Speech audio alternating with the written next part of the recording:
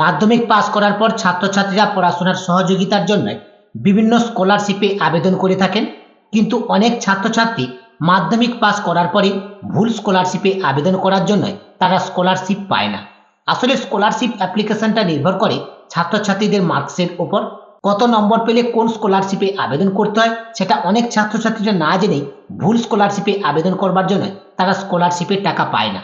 আজকের এই ভিডিওর মাধ্যমে আমরা জেনে নেব মাধ্যমিক পাস করবার পর সেরা যে তিনটি স্কলারশিপ রয়েছে সেই সেরা তিনটি স্কলারশিপ কি, এবং সেই তিনটি স্কলারশিপে আপনি কত নম্বর পেলে কোন স্কলারশিপের জন্য আবেদন করতে পারবেন তা বিস্তারিত আজকের এই ভিডিওর মাধ্যমে আমরা জেনে নেব।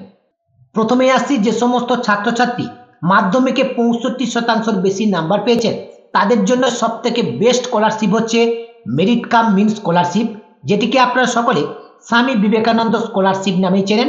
তাই যে সমস্ত ছাত্রছাত্রী 65% বেশি নাম্বার পেয়েছেন তারা কিন্তু এই মেরিট কাম মিনস অর্থাৎ স্বামী বিবেকানন্দ স্কলারশিপে আবেদন করবেন।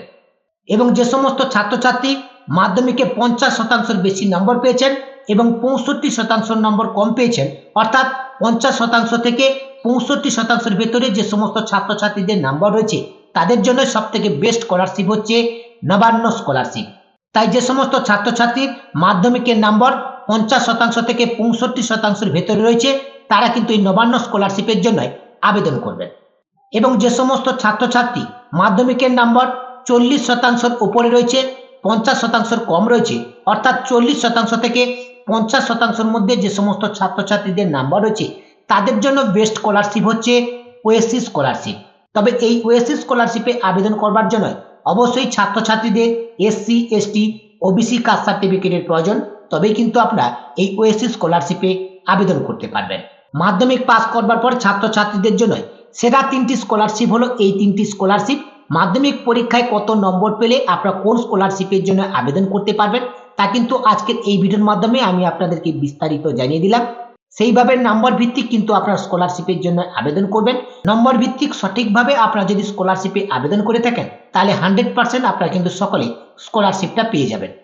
মাধ্যমিক পাস করবার পর ছাত্রছাত্রীরা নাম্বার অনুযায়ী কে কোন স্কলারশিপের জন্য বিবেচিত হয়েছে ভিডিওর কমেন্ট সেকশনে কমেন্ট করে জানাবেন। আপডেটটি ভালো লাগলে অবশ্যই ভিডিওটা একটি লাইক করবেন এবং এই ভিডিও লিঙ্কটি অন্য বন্ধুদেরকে শেয়ার করে তাদেরকেও ভিডিওটি দেখবার সুযোগ করে দেবেন। এবং পরবর্তীতে নির্ভুলভাবে এই স্কলারশিপগুলি পাওয়ার জন্য আপনারা অনলাইনে কিভাবে আবেদন করবেন সেই প্রসেস আমি আপনাদেরকে স্টেপ টু স্টেপ দেখিয়ে দেব।